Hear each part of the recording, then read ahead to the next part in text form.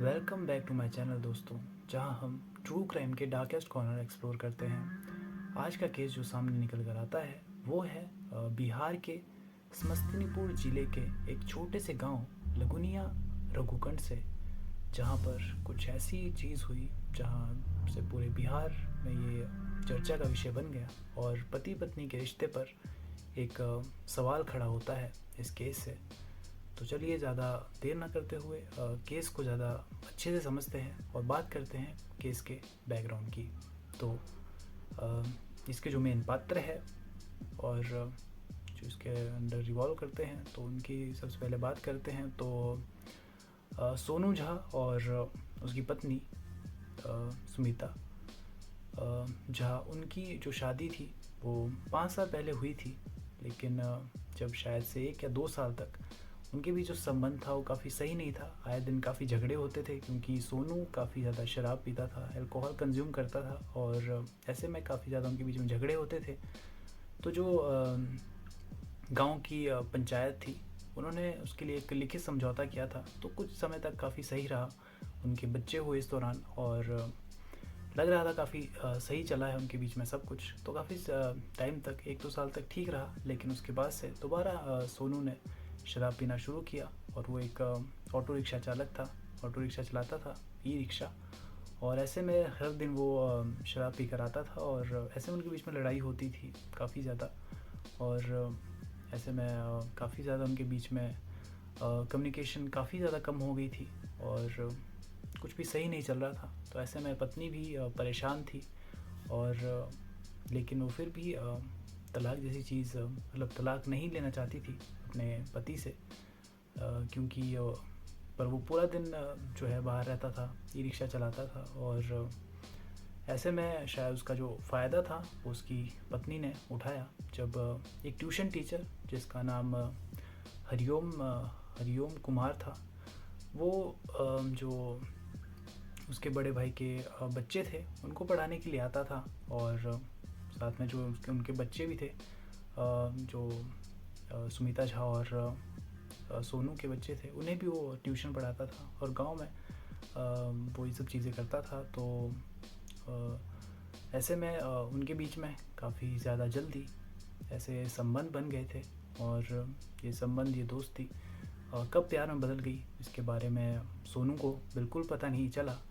और ऐसे में ही एक बार जब वो आया घर, तो उसने दोनों को एक कॉम्प्रोमाइजिंग सिचुएशन में देखा, जिसके बाद काफ़ी ज़्यादा उनके बीच में झगड़ा हुआ।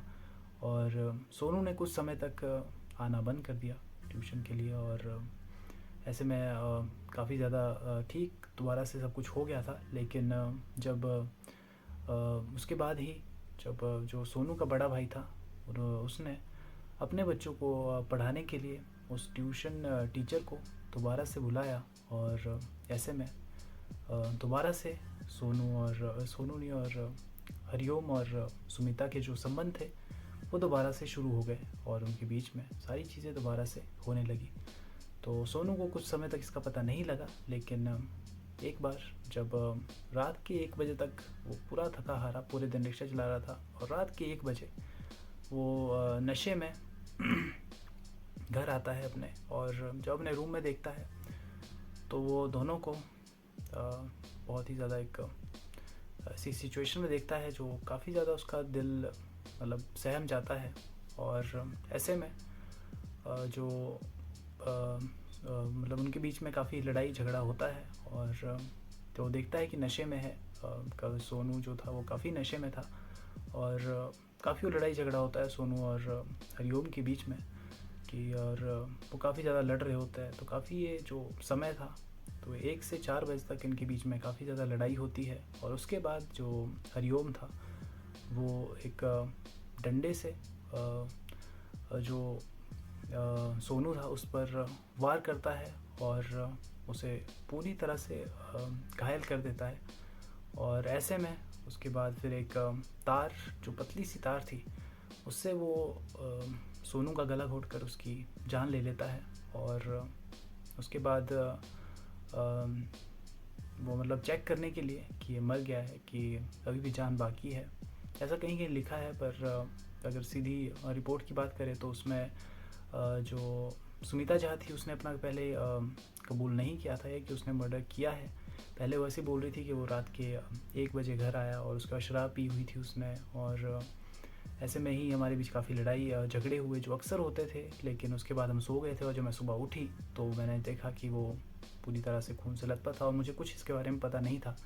लेकिन बाद में उसने ही जब पुलिस ने पूछताछ की अच्छे से तो उसने कन्फेस किया कि उसने ये जो चीज़ थी ये बताई। उसके बाद कि उसने जब वो आया था तो उसने हमें पकड़ लिया था रंगे हाथों, और उसके बाद ये चीज़ और मतलब कि उसकी शराब से छुटकारा पाने के लिए कि लड़ाई झगड़े होते हैं और इस चीज़ के बारे में गांव वालों को पता ना लगे, इसलिए उन्होंने फिर सोनू का मर्डर करने के बारे में सोचा और कर भी दिया उसके बाद। तो ऐसे में अगले ही दिन जब सुबह के 5 बजे जब सोनू के पिता, जो उनका नाम टुनटुन झा है, वो जब रूम में आते हैं और देखते हैं कि उनकी जो बेटे की डेड बॉडी है वो पूरी खून से लथपथ है और ग्राउंड पे पड़ी है और पूरे उनके निशान है गले पर तार से, और पीठ पर भी डंडे के निशान है, काफ़ी ज़्यादा हाथापाई हो रखी है और आंखें सूजी हुई है। तो ये चीज़ें देखकर और सुमिता झा जो एक कोने में बैठी हुई है वो गुमसुम है, पूरी कुछ बोल नहीं रही है। लेकिन टुनटुन झा को इसके बारे में पता था और वो डायरेक्ट ही पुलिस के पास जाता है इसकी रिपोर्ट करने के लिए और पुलिस को बताता है कि जो उसकी बहू है उसने उसके बेटे की जान ली है अपने प्रेमी के साथ मिलकर, यानी हरिओम के साथ मिलकर। तो ऐसे में हत्या का मामला था और पुलिस काफ़ी ज़्यादा जल्दी क्राइम सीन पर पहुंच जाती है और सुमिता झा को कस्टडी में ले लेती है। और पहले वो इस चीज़ से मानने से इनकार कर देती कि उसने ऐसी चीज़ें की है, उसने अपने पति का मर्डर किया है। लेकिन पुलिस की सख्त पूछताछ के बाद वो कबूल करती है कि उसने जो है अपने पति को मारा, और पोस्टमार्टम जो रिपोर्ट थी उससे भी ये कंफर्म हो जाता है कि करंट लगने की वजह से और काफ़ी ज़्यादा मार की वजह से और गला घुटने की वजह से, जो तार से गला घोटा गया था उस वजह से सोनू की जान गई है। तो ऐसे में सुमिता झा को जो है सेक्शन आईपीसी की जो सेक्शन 302 के तहत हत्या का मामला था और उसे हिरासत में लिया गया। अभी केस उसका चल रहा है और उम्मीद करते हैं कि काफ़ी जल्दी सोनू को जस्टिस मिल जाएगा। लेकिन तो ऐसे में जो हरिओम है वो उसी समय गायब हो गया था वहाँ से, और अभी तक आज अगस्त का जो महीना चल पड़ा है और 24 अगस्त है, तारीख है आज, तो अभी तक उसका कुछ पता नहीं लगा। पुलिस अभी तक ढूंढ रही है उसे, लेकिन कहीं मिल नहीं पा रहा।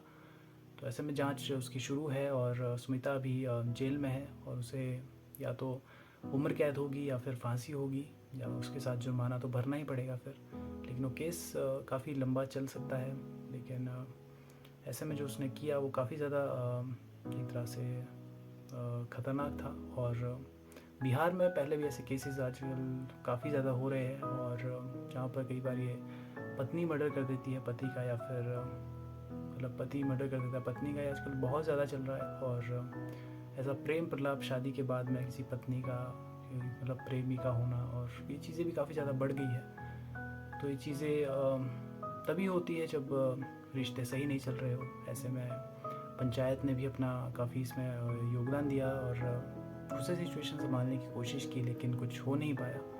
तो ऐसे में कुछ सामने नहीं आता है। लेकिन अगर बात की जाए तो ये काफ़ी ज़्यादा एक सनसनीखेज खबर है जहाँ पर चीज़ें काफ़ी ऑपोजिट हुई और जो सुमिता झा है उसे शायद थोड़ा सा उस चीज़ का रिग्रेट होना चाहिए। थोड़ा सा नहीं, काफ़ी ज़्यादा होना चाहिए कि उसने एक मतलब इतना जो मेहनत करा है, उसका पति जो सुबह निकल जाता है उसके बाद पूरे दिन रिक्शा चलाता है, और ऐसे में जब रात को आता है तो वो ऐसा कुछ देखता है तो जाहिर सी बात है कि एक इंसान का, और वो अपनी पत्नी को ऐसे उसमें देखता है, तो फिर भी अगर वो कुछ मतलब ना उसका ऐसा हक रहे तो मतलब फिर वो किसी चीज़ का, किसी काम का मतलब पति हुआ।